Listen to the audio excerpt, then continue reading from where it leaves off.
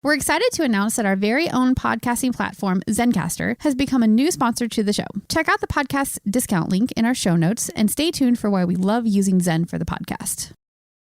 You're listening to the Archaeology Podcast Network. You're listening to the Archaeology Show. TAS goes behind the headlines to bring you the real stories about archaeology and the history around us. Welcome to the podcast.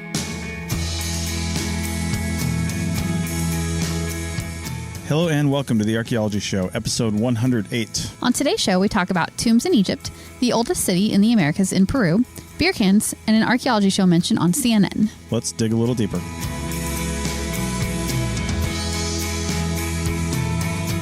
All right, welcome to another episode of the Archaeology Show. I'm here with my wife, Rachel. How's it going?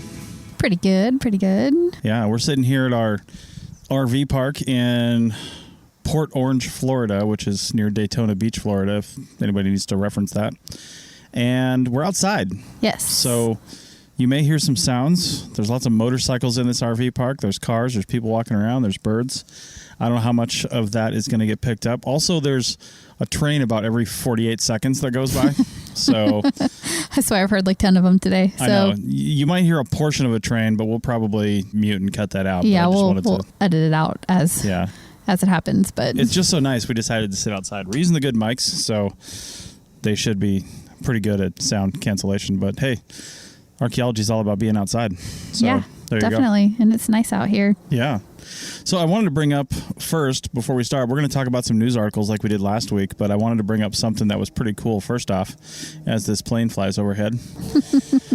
I was alerted by a friend on Facebook. They sent me a message and said, hey, congrats on the CNN shout out this morning, and a link. And, you know, there's been a scam going around Facebook Messenger where somebody says, is this you? And there's a YouTube link, and it's a total scam. It's like if you click on it, I don't even know what happens if you click on it, but you've been hacked, and that's a thing. So I was like, are you a real person? Is this a real link? So I didn't click on it because they never answered me. And then I went and found the actual article, but it's in CNN style. We'll link to it. The article is called The Dig and 5 Other Cultural Recommendations If You Love Ancient Discoveries. So The Dig is something that we found out about not too long ago, and we're actually going to talk about it. It's a Netflix show coming up, and we'll talk about it when it comes out, and we've had a chance to see it. Have you heard much else about it? I haven't really seen a trailer or anything. I mean, I know it's a movie, and it's based on a real story, and that's basically all I know.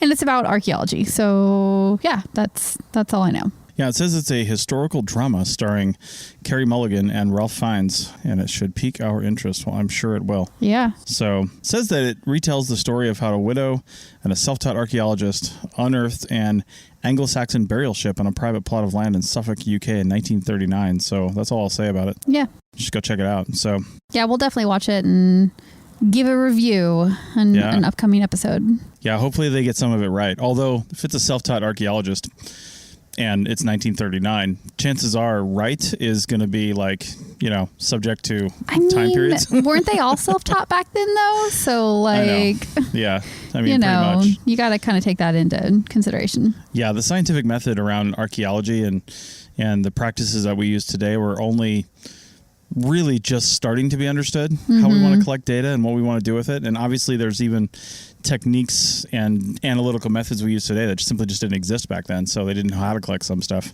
Yeah. But there were people that were interested in this sort of thing and took really detailed notes and drawings, and maybe their excavation techniques leave something to be desired, but, you know, better than nothing. So anyway, what I wanted to mention this for was because we weren't actually going to talk about this until it came out. But if you go down the line, about halfway down the article, it says, add to the queue, unearthing rare discoveries. And it's basically a list of 5 other things that if you're interested in historical things, you should check these things out. The first one, it references, again, The Dig, the Netflix movie. And then it says, watch Secrets of the Saqqara Tomb, which actually is something we're going to talk about here in a little bit. And I don't know if it's totally up to date because this is a brand new thing that we're going to talk about, but there's a lot of stuff going on in Egypt related to this Saqqara tomb, and there's a documentary coming out on Netflix for it. And then it also says, read Paranesi by Susanna Clark, set in a mysterious world of endless rooms and hallways filled with mutable ocean tides. It's a novel, so it's a fictional novel, but it's based around history and archaeology. And then it says, listen, the only podcast mentioned on here, the Archaeology Show. Ta-ta! I know. I'm not sure where they're actually pulling the description from because I've updated because April is just focused solely on like her PhD research anymore and hasn't been on the show for a long time. But it still says hosted by archaeologist Chris Webster and academic April Camp Whitaker. However, like I said, my new pretty much regular co-host is also archaeologist Rachel Roden. And they do mention the things from Cleopatra to last year's discovery of the world's oldest known yarn fragment, which was a episode you came in on. Yep, that was a crossover with historical yarns because that's my other passion is yarn and knitting. So yeah, cool that one got a mention. I know, right? Yep. And then they mention Time Team, Saxon Burials on the Ridge. Time Team was it says 20 seasons. I don't know if in British television that's actually 20 years, but 20 seasons of Time Team. It was on for a long time. Mm-hmm. And this is just one episode that they mentioned from season 11. So check that out. Anyway, pretty cool. We'll link to it in the show notes so you can check it out. But you guys already know what the scoop is because you're listening to this show right now and you know where to get stuff. And we have some interesting show ideas coming up. A lot of different things, obviously based around archaeology, but just some themes and little mini-series to liven things up a little bit. I still plan on bringing in guests from time to time, but there's so much to talk about and so much to do that we can just keep it going with some of the things that we want to do on this show. So... All right, so the first article we're going to talk about is called Ancient Coffins, Burial Sites, and a Funeral Temple Discovered in Saqqara Necropolis Will Rewrite History. And that was published on CNN Travel by Amy Woodyat. Sorry if I'm saying that name wrong. Who knows? Who knows? But this is not the only article out there about this site because it's had some recent discoveries and there's a Netflix documentary coming out about it, as we mentioned earlier. So there's actually a lot of articles out there about this site. And this is just one of them that did a good job of just sort of giving an overview of what it is. So the premise is there's a temple and this temple belonged to the Queen Nerit, who's the wife of King Teti. And I guess the new information is that they did not know that it was Queen Nerit's temple until recently. And there's been tons and tons of artifacts and things discovered here. And now that they have the context of who it belonged to and stuff like that, they're really able to like really get the context of what all this stuff is. Yeah, and I think part of it is, first off, the extreme age of this thing and what was found there, because it's essentially a necropolis, which just means... well, literally means dead city or city of the dead. That's what necropolis means. But I think it was just a burial area for people in this area. And I guess these coffins, funerary masks, funeral temples were not previously known for this time period. And the things they were found with are really showing us a little bit more information about the area. Now, one of the reasons this article stuck out for me is I always... ping on article titles that say we'll rewrite history because journalists love to say that kind of stuff. Yeah. Archaeologists are stunned, can't find out what's going on. Scientists are baffled. Sensationalizing archaeology. That's pretty typical, I think. I know, but they're actually quoting Zahi Hawass, which was, if I'm not mistaken, he was the former Minister of Antiquities for Egypt. He's a little bit controversial because he's just out there saying stuff sometimes, but he's also, regardless of what you think about Zahi Hawass, he's been around Egyptology and Egyptologists and on the forefront of some major discoveries for decades. I mean, he's probably in his 70s, if I had to guess, and he's been doing Egyptology, for his entire life. And, he's obviously Egyptian, lives there. So he was quoted as saying that. And if he's quoted as saying that, again, probably a little bit sensationalist, but probably not completely wrong either, because... I mean, let's be honest, every discovery we make in archaeology, in any discipline that was either previously unknown or adds more to a current picture, quote, rewrites history. It doesn't rewrite it in like a really fantastic, sensational way, like, oh my God, we have to change the way we live. But it does add stuff to it, and an archaeologist's job is to rewrite history with every discovery, with every thing that they do. Because if we weren't rewriting history, what the hell are we doing? If we already know all the answers, why are we out there? Yeah, for sure. And I think what jumped out at me about this site is that there's so much information about like specific humans, like specific actual people that is coming out of it. And for me, I've never been super into like the broad generalizations that archaeology can help you make about communities and civilizations or whatever. Like, yeah, sure, that's great. But I just love the like very specific human life. That's why I loved that Pompeii story from last week. I just love to know what people are doing in their individual specific lives.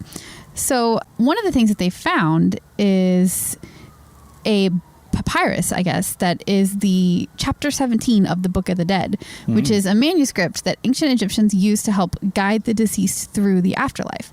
And it's not the first one they found, but this one had like the name of the owner on it.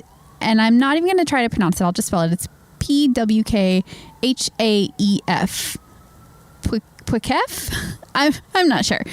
But I love that it was like the scroll for the person, either for the person it was buried with or written by this person. That's a little unclear, but it's just such a snapshot of daily life and an individual who lived in it. Does it say, is it stamps from the library of? Right. It's got his name on it. I know, totally. Yeah. Oh, I just think that's really cool. And they haven't finished analyzing that scroll, but that is one of the more interesting things that has come out of it is this very complete version of this chapter from the Book of the Dead. And I guess it was pretty common to have that be buried with somebody in one of these temples. I think it's cool the sheer size of this thing. So it says some 52 burial shafts, which were between 10 and 12 meters deep. And 12 meters is like 37, 38 feet, something like that, probably 39 feet, and contained hundreds of wooden coffins dating back to the New Kingdom period. I don't know the periods in Egypt very well, but the New Kingdom period says discovery marks the first time that coffins dating back 3,000 years have been found in the Saqqara region. And I'll tell you what, we talk about prehistoric and primitive all the time as though they were less than we are. Anything before this time is like, how do those people even live? Because they didn't have XYZ. But these people were building pyramids, building cities, and living their lives and doing what they had to do, probably eating at ancient food carts 1,000 years before Pompeii thought it was cool. And, doing all these things. And that was 3,000 years ago. It's amazing to me that we have such a rich history of cities and things like that in these metropolises and people doing these things that, are relatively commonplace today, which also leads you to believe that, they didn't turn up overnight, right? So if this was 3,000 years ago, how long did it take to develop to that point, right? Right. Yeah, I like to know that. Like when people decided to start banding together into bigger and bigger groups and portioning out responsibilities and saying, okay, I'm going to go grow stuff and sell it to you so I don't have to build my house. You can build that for me and I'll pay you for it out of the things that I grow. And then boom, an economy is born. How does it just grow up into this big thing where you've got this huge necropolis now and you've got these big pyramids and temples and I don't know. Well, this one is actually pretty interesting. Looking at this article, it says that these burials that they found in these shafts, I was wondering how they could have ongoing burials if the temple belonged to like one queen that they can date to a certain, specific reign. But what it actually is that there was a cult that formed after the death of the pharaoh who was the wife or the husband of Queen Neret. And this cult was alive for a millennia practically. And people wanted to be buried near that pharaoh because they worshipped him. And so you get these packed in shafts with all these different burials in them because of this desire for these cult members to be buried near the pharaoh. So that's part of the reason why they're getting all of that. And I don't actually see a citation here for where they're getting that information. So I take everything with a slight little bit of skepticism, but that's what this article is explaining it as. That is one thing I've noticed when I've looked at articles regarding Egyptology in the past is that a lot of times, sure, these are archaeologists, they're scientists, and they are going to publish on these findings in, well-known journals, peer-reviewed journals, things like that. But Egyptology is so on the forefront, even for Egypt's, and everybody's seen pyramids. You know, there's very few people on this planet that haven't seen a pyramid on a picture or somewhere. So it's really, really, really well known. And these discoveries, there's people there when they discover something new. There's probably people there that are reporting on it right away, you know, because I think this stuff was reported initially by the Ministry of Antiquities in Egypt, right? And then put on this Facebook page for at least, I'm reading this from CNN, but the actual news article came from Al-Aram, I think, AHRAM. And it was reported on their Facebook page. Like, that's where they're just putting this stuff out. So they're just putting these things out there as they're found. And that's why we can't find good scholarly articles about them with a lot more detail. Those will come out later, like I said, but it'll be years later before that stuff comes out. So you just got to kind of take it as it is. But I think the lesson from this is, you know, definitely take a look at the article when you see it, because again, I popped on it because it said, you know, this information will rewrite history, and I was like, will it rewrite history? And of course it will, but it won't in the way that the article makes it sound like it will, probably. It'll just rewrite like a tiny little like specific part of history, which is basically what archaeology is supposed to do. So like, it's basically just doing its job. Right. All right, so let's take a break and come back and talk about another article that we found in today's news. Back in a second.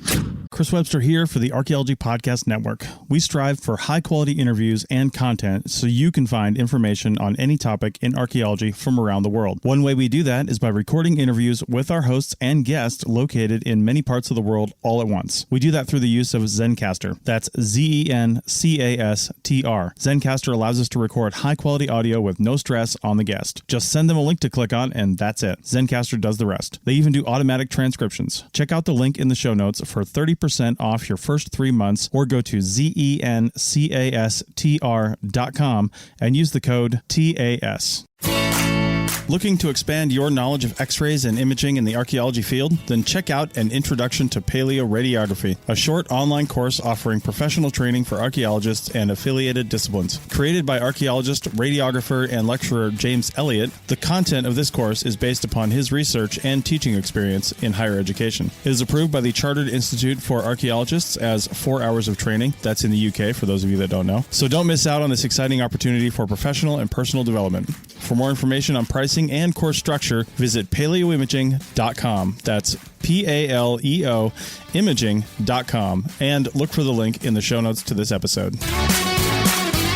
This season, Instacart has your back to school. As in, they've got your back to school lunch favorites like snack packs and fresh fruit. And they've got your back to school supplies like backpacks, binders, and pencils. And they've got your back when your kid casually tells you they have a huge school project due tomorrow. Let's face it, we were all that kid. So first call your parents to say, I'm sorry. And then download the Instacart app to get delivery in as fast as 30 minutes all school year long. Get a $0 delivery fee for your first 3 orders while supplies last. Minimum $10 per order. Additional terms apply. Welcome back to the Archaeology Show, episode 108. And we're talking about some current archaeological news that we found this week. And just so you guys know, we're recording this in mid-January of 2021. So if you want to find those articles, hopefully the links still work, but sometimes those links die. So that's why if you're listening to this years in the future.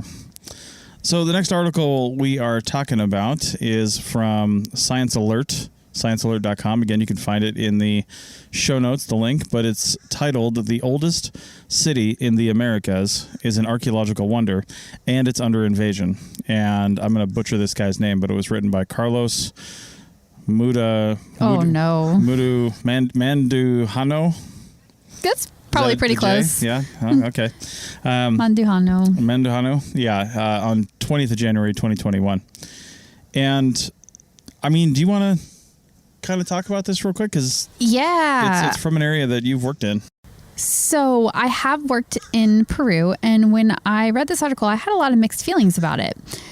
This site is the Corral site, and it's a little bit north of Lima, near the coast, which is kind of an area that I worked in. I worked on a site that was a little closer to the Trujillo area. If you're familiar with the Peru geography, I'm sure no one is. It's pretty easy to grab a map and look it up, though. It's much further north of Lima, but it's a similar area. And I am familiar with the archaeology of the area, and I haven't been to this site, even though I've been there a couple times. And it does look like it is a pretty significant site. The cradle of civilization in the Americas, basically, is what they're saying, because it's so old. I feel very mixed about this, though, because the problem is that the site is so large that the local communities have used the pandemic as a way to come in and take the land back and basically plant crops and things on it that they need currently to live. And it sounds like there's definitely some shady stuff going on there, and it wasn't legal, obviously, for them to take it because it is a protected site. But regardless of the fact, they have done that, and they are ruining the site by planting, agriculture on it. But here's where my mixed feelings come in, because I have worked in Peru and I have worked around these communities in these areas, and they are just so poor. They are so poor. They don't have access to water. Mm-hmm. They don't have access to a lot of food in some ways. And there's a part of me that just sympathizes with the fact that they are less interested in preserving a 5,000-year-old site and more interested in preserving their current family that they need to provide food for right now. So I think that's where my mixed feelings come in. And I had the same feelings about this too for the site that I was working on in Peru, because there's some looting issues going on.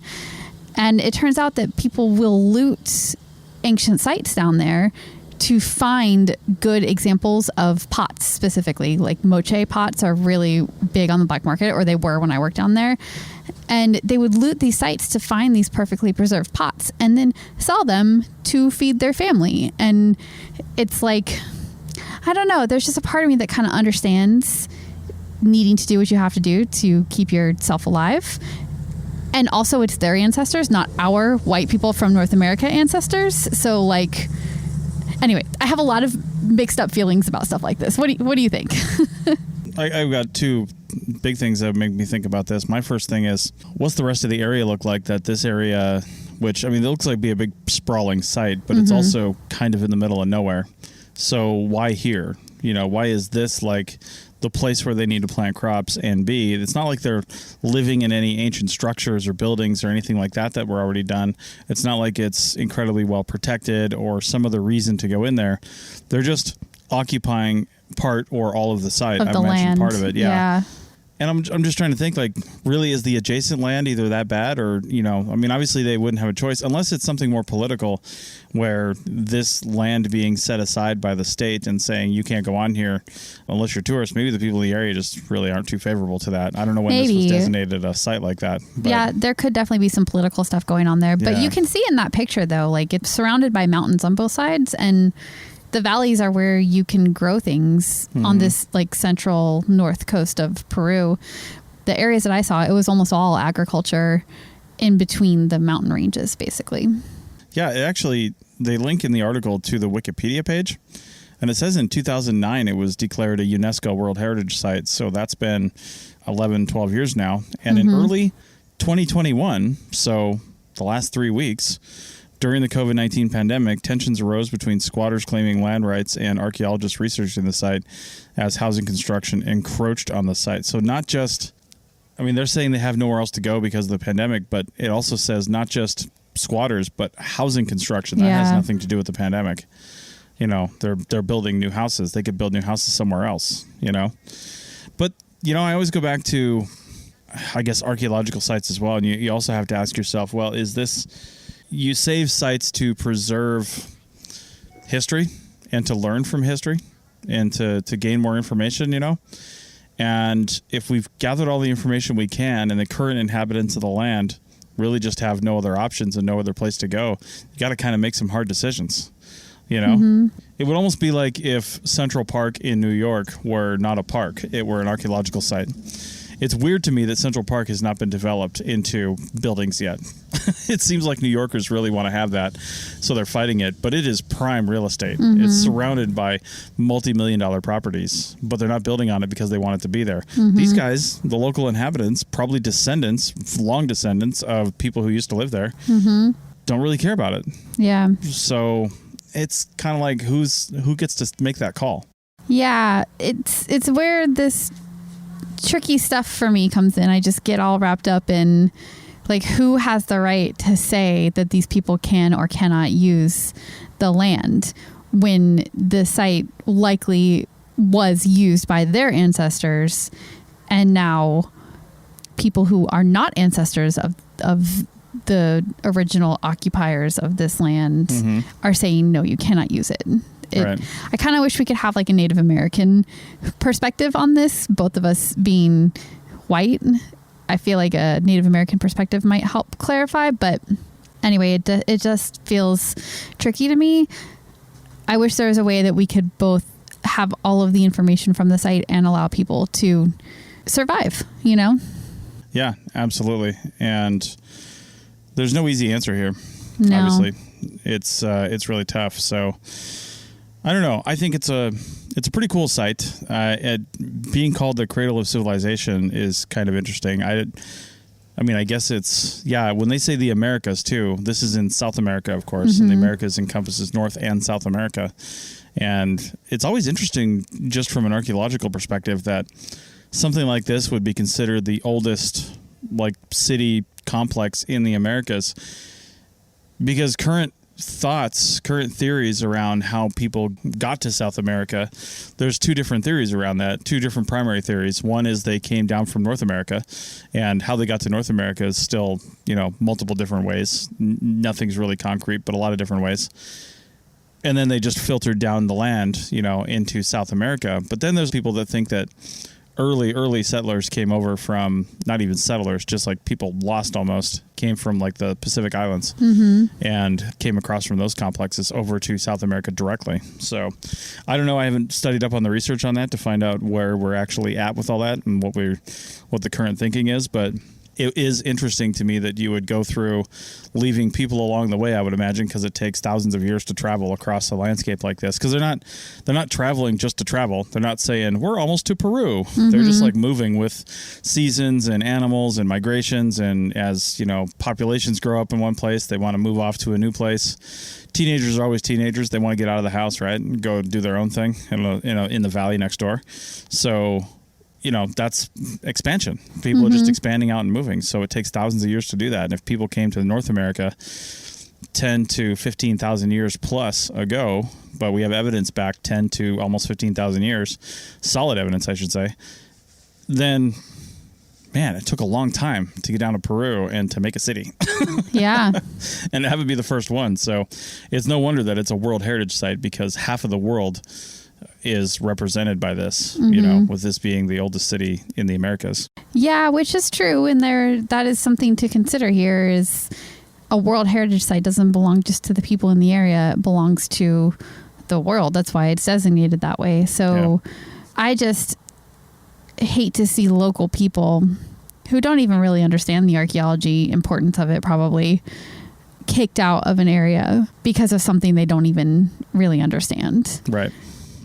So, yeah, again, mixed feelings. Yeah. All right, we'll take a look at the article and take a look at the Wikipedia article that's also linked to it that has some really good information. And not only that, but it has some good pictures in it of the area, very much desert-like, and the pyramidic temples on there. I mean, they're dirt and kind of rounded now a little bit, but it sounds like it would have been a pretty cool place back in the day. And to have survived the way that it is for 5,000 years is also pretty impressive. I mean, I would wonder, why wasn't this area that's clearly been uninhabited for a long time as far as that original city goes? Why didn't people take this land over a long time ago, if it was either fertile ground or a good place to do that for?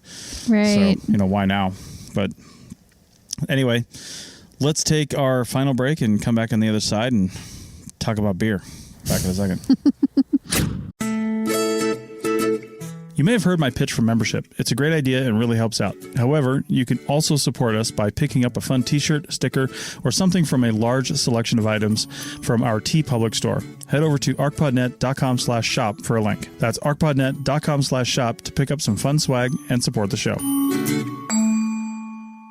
Welcome back to the Archaeology Show, our final segment of episode 108, and we are talking about favorite subject of some archaeologists, beer cans. Beer.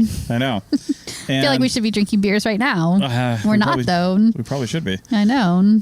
And I'll tell you what, I don't know what archaeology of the future is going to look like with beer, because there has just been an explosion in craft beers and stuff like that. Oh, true. But the problem is a lot of that isn't going to last because they're not building them. They're not making them in containers that will last. Yeah, because they just got labels on them, like paper labels, right? That'll but these old beer fall cans, these old beer cans we're going to talk about have lithography on them, painting, basically, or lack of a better way to say that, but images on the cans that last through time unless the can was exposed to sunlight and water and things like that. But if it's just like sitting out in the desert or sitting in a place where it's not really going to rust that much, you can really see a lot about the beer can. Mm-hmm. And the reason we're mentioning this is because JSTOR, which is a place that academics and college students go to find articles from a number of different publications.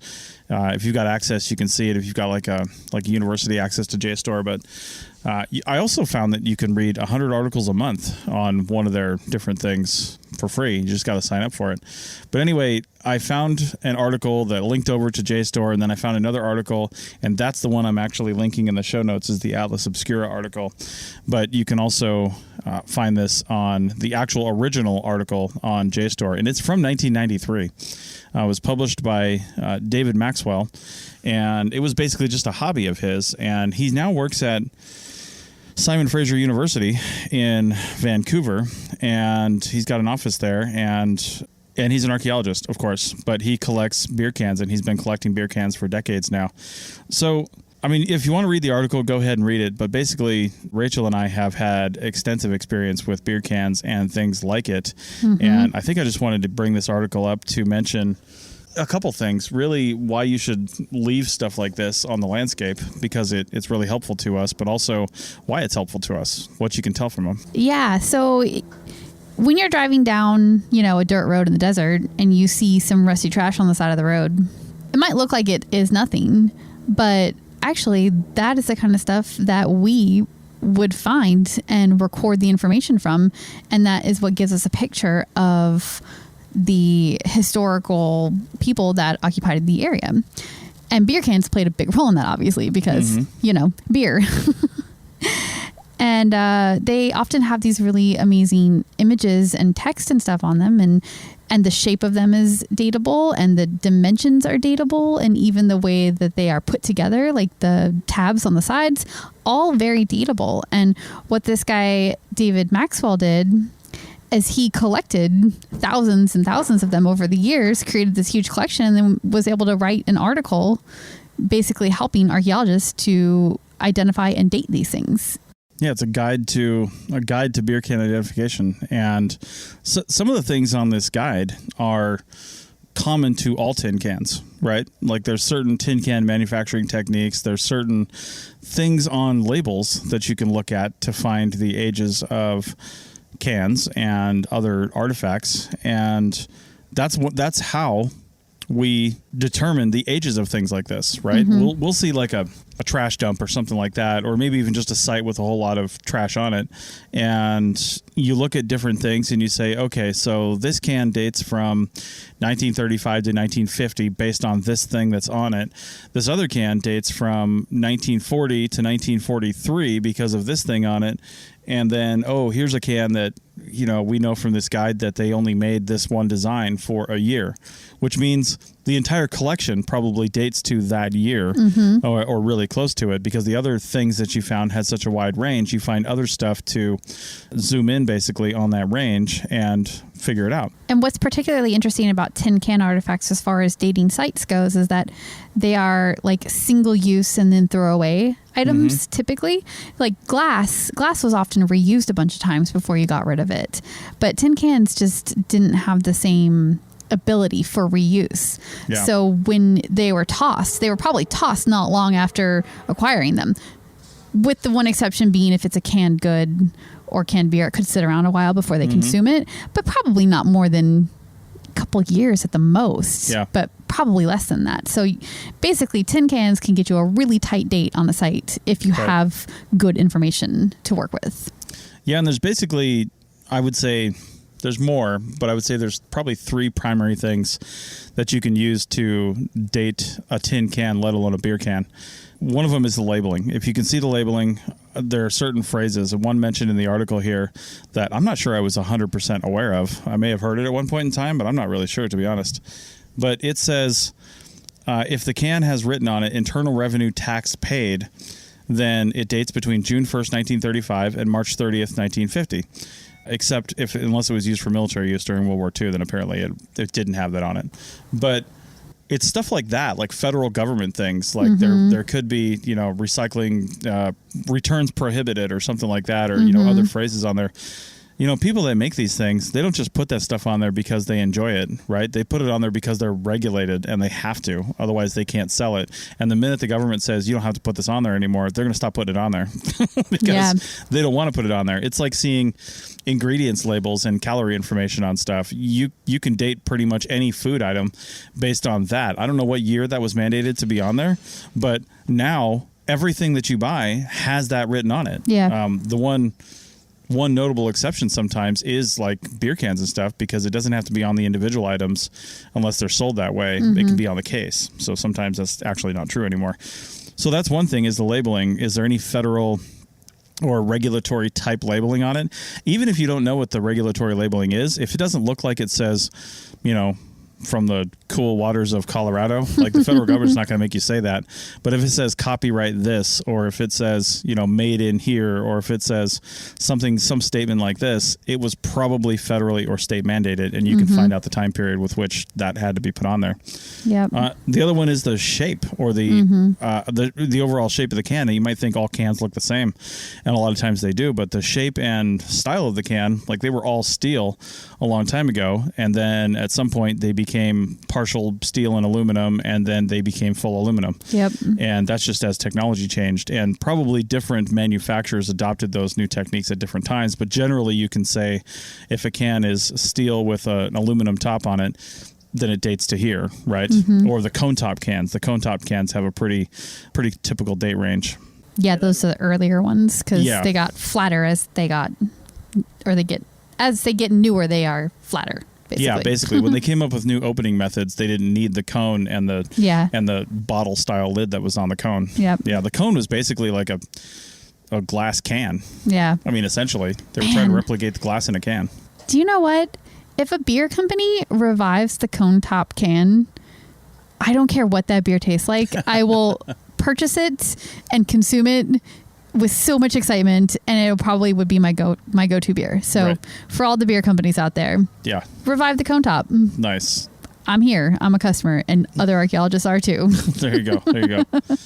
Well, when they did finally invent the flat top, this is another way that you can sort of determine the age on these things, because the flat top cans had no way to open them early on, so you had to use a church key, which is just a church key. Most people today might know a church key as a way to open a can of oil. If you're ever worked on your car, a lot of times. You know what I know it from? What's that? Say, I was born in the 80s, and I remember my mom opening cans of formula to feed my younger siblings with the church key. That was we always had one with a magnet stuck to the refrigerator. Nice. I got a lot of younger siblings, so there was a lot of formula in our house through the 80s and 90s. So.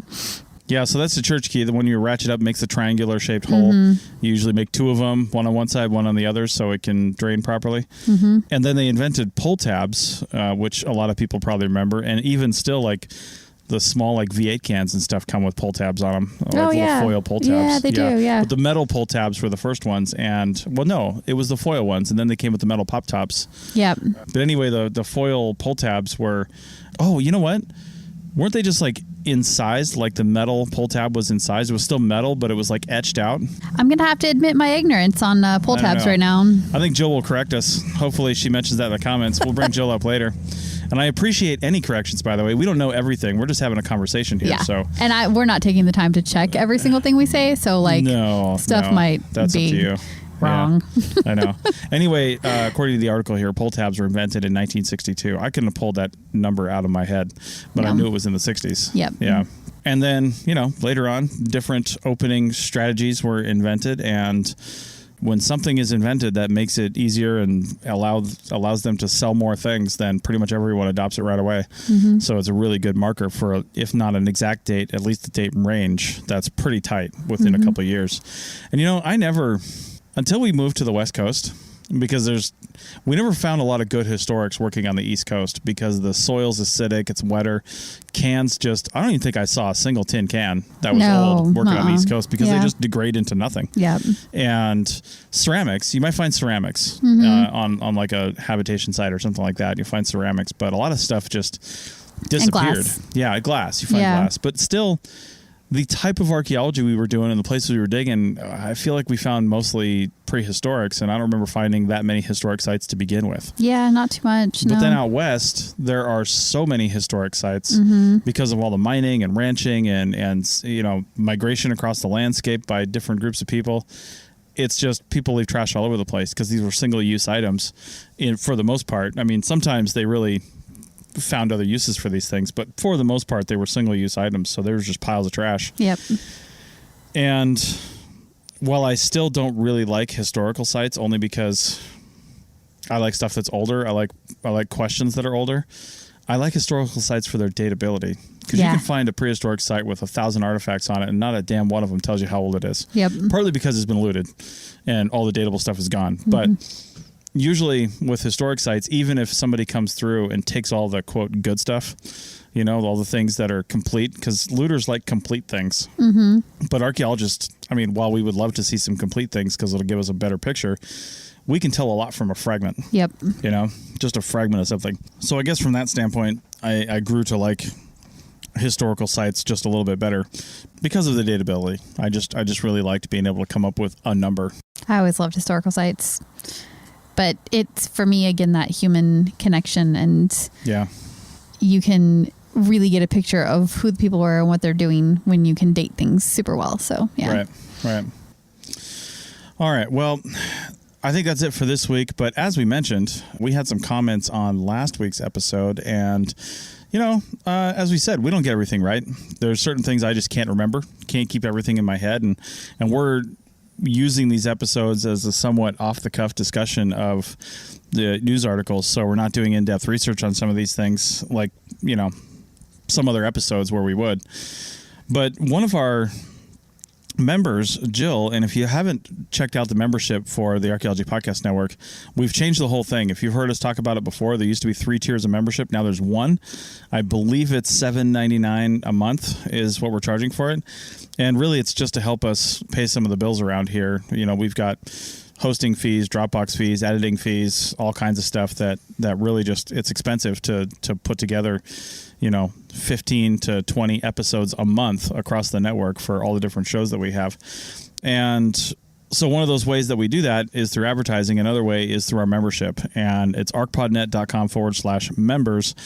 And really the primary thing that you get with that, aside from the good feelings of supporting the Archaeology Podcast Network and bringing archaeology education and outreach to the world, is membership into our Slack team. And if you don't know what Slack is, it's basically an app you can download, but you can get it online too, that you join in these channels, and each channel on our team represents a show on the Archaeology Podcast Network. And ideally, the hosts are in there. Not all of our hosts are in there yet, but when we get more activity, they'll come in. But ideally, the hosts are in the channels as well, and you can talk to the hosts, talk to me, talk to Tristan, our co-founder, talk to other hosts, and talk to other members of the APN. There's about 50 or 60 people in there right now, and a few of them are more active than others, but the more people get in and have conversations, the better it is. But one of our members, Jill, she's been a member for a really long time. She was possibly our first member of a memory that's really sticking in my head. I can't remember, but Jill's been with us for a while, a few years now.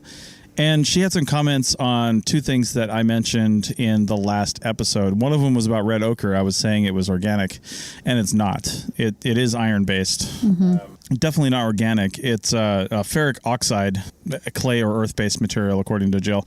And I just kind of wasn't in my right frame of mind. I wasn't thinking about that for some reason. But I think in some cases there are organic elements made into ochre before it's used as like a paint and things like that. So there are some dating techniques we can use on it, but it's the ferric nature of it that gives it its red color. So not plant-based, but doesn't mean it doesn't have plant material in it.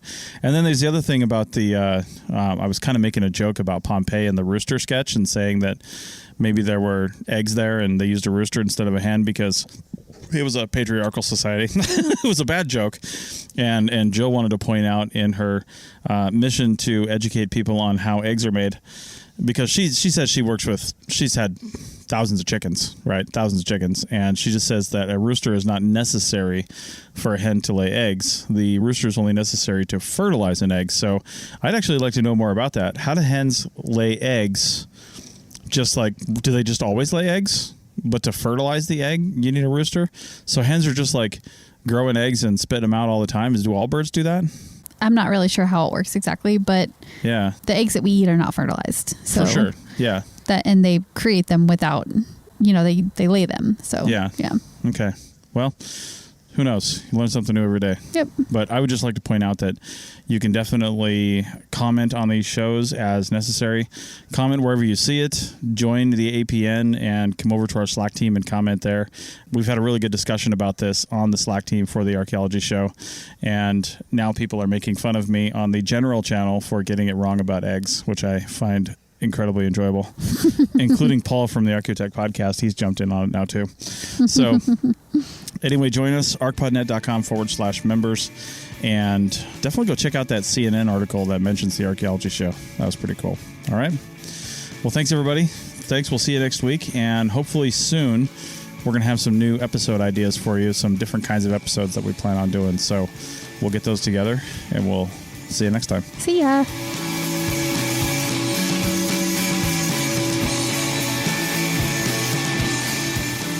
Thanks for listening to The Archaeology Show. Feel free to comment and view the show notes on the website at www.archpodnet.com. Find us on Facebook, Instagram, and Twitter at ArchPodNet. Music for this show is called I Wish You Would Look from the band Sea Hero. Again, thanks for listening and have an awesome day.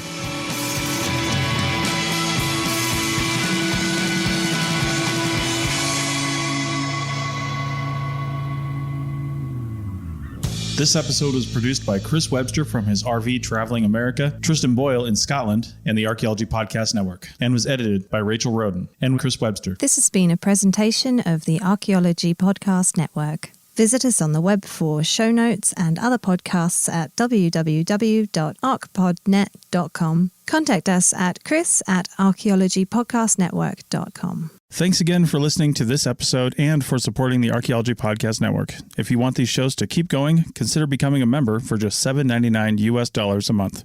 That's cheaper than a venti quad eggnog latte. Go to archpodnet.com/members for more info.